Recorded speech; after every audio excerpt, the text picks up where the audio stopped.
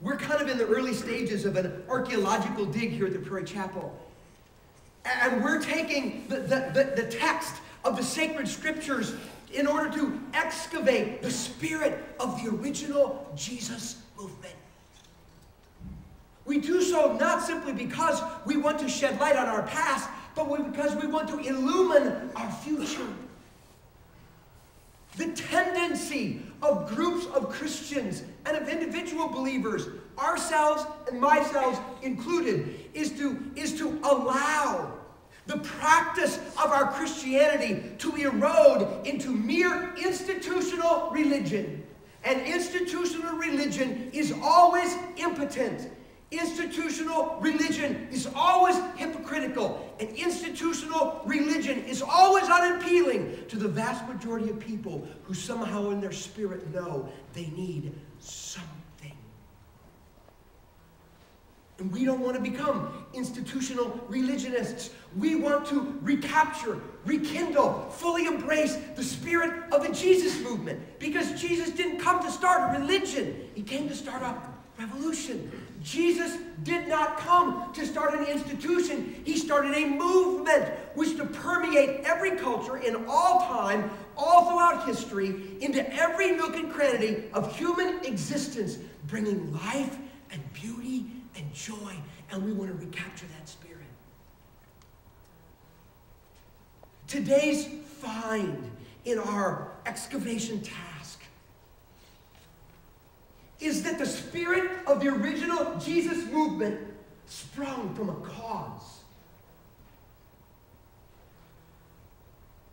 Just like all revolutions, the revolution Jesus started had a cause for which its adherents were willing to devote their lives and, if necessary, give up their lives, because they believed in it so deeply that they would want to advance it at all costs. And that cause is what we just mentioned. It's persuading people to trust Jesus for forgiveness of sin so that they could be reconnected to God, and for leadership in life so they can get out back on the path that all human beings are designed to walk, and in which there is such joy and goodness. That's the cause. That's the task. That's the mission. Might I suggest to you that the first step in trading the movement of Jesus for an institutional religion is when the heartbeat of Christ stops being the heartbeat of his people. That the moment some other task besides this task becomes our assumed priority, the moment that reaching people for Jesus is no longer the primary passion or driving force of a body of people, it is no longer the Jesus movement, it has become an institutional religion. Might I suggest to you that this cause is the one thing we have got to keep in our sights, that we have got to give ourselves to accomplishing at all tasks, and that everything else is off target. Everything else is secondary. I didn't say unimportant. I said secondary. Did you ever think about why it is the church does what it is that the church is supposed to do? You know, I think we all sort of inherently know that the church ought to provide people with certain things. I think we would go, well, you know what the church ought to do? The church ought to teach. I mean, it just ought to do that. It ought to explain the ways of God and the heart of God and the plan of God so that the people have understanding into life. And I think we would say, you know, the church really, shouldn't it encourage? Because after all, life is hard. And it can be so difficult to walk the right path. And we need people that will inspire us, people that will encourage us, people that will motivate us to keep on going, even when the path is difficult. And the path of life is difficult. But then so's every other path of life. Some just matter more than others. And so we think the church ought to give encouragement. And we go, shouldn't the church really give support? I mean, after all, sometimes life just comes crashing down on you. And things feel like they're going to fall completely apart. We're buried under a financial avalanche, or a relational avalanche, or an emotional avalanche, or an occupational avalanche, and things are just crumbling down, and it's like we are going to die. Isn't the church supposed to step in and say, we will protect you, we will help you, we will supply your needs, we will lift you up so that you are not crushed by the weight of things that can happen in life? Shouldn't the church do that? And shouldn't the church give counsel? Isn't it a place where we ought to be able to go in order to get advice on how to make really big decisions in life so that we can make the wisest ones and the best ones? And shouldn't it be a place we can go that when we hit a sticking point in our lives, a sticking point in our development, a sticking point in our relationships, that we can get the kind of advice we need to work through those sticking points and to continue to develop as human beings? I think probably, church on church doesn't matter.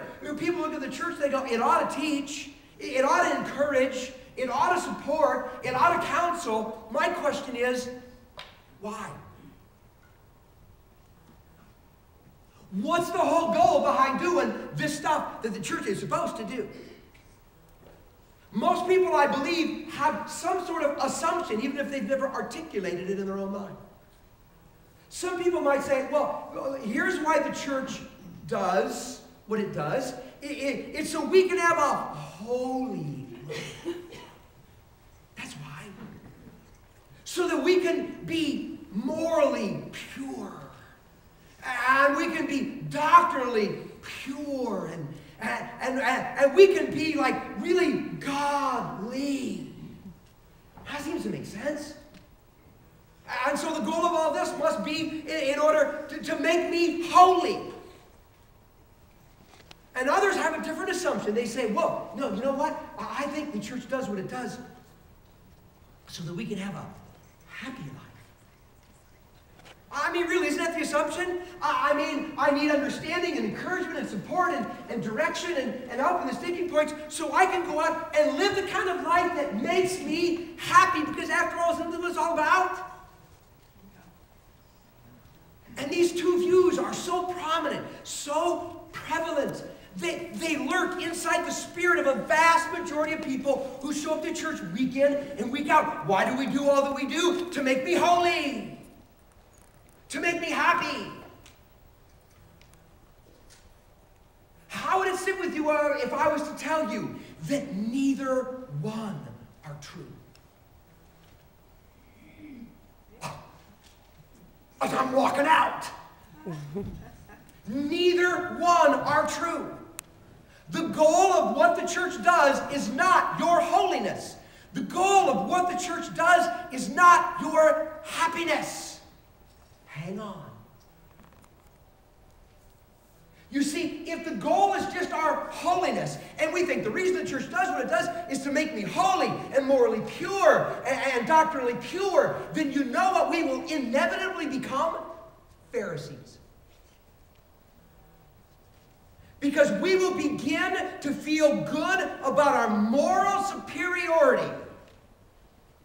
We will begin to measure the strength of a relationship with God based on how good we've become and the lifestyle that we live. And we will begin to categorize and judge other people. If the end goal is our holiness, and we think that's what the church is about, and that's why it gives me what it does, mark it down. We're in Pharisee school 101.